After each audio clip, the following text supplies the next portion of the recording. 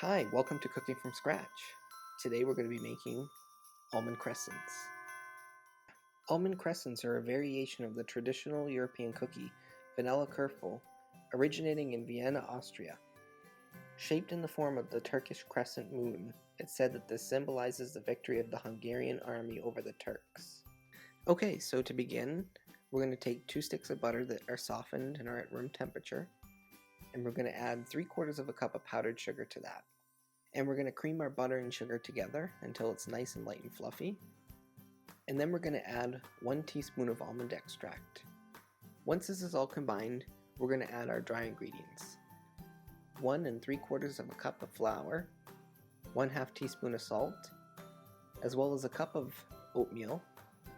You can use quick oats, but I prefer to use the old-fashioned oats that gives the cookie a little bit more of a good texture. And then you also need to add 1/2 cup of slivered almonds.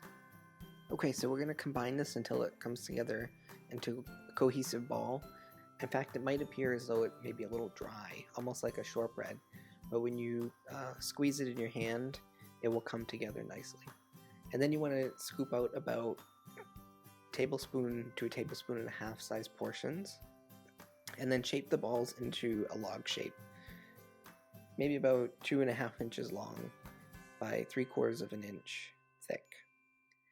And then working on the baking sheet, I gently shape the cookie into a crescent shape.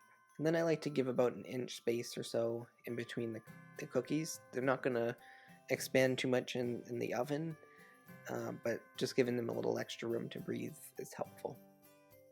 And then we're going to bake these for 14 to 17 minutes at 325 degrees.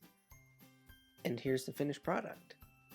If you like this video, please like and subscribe.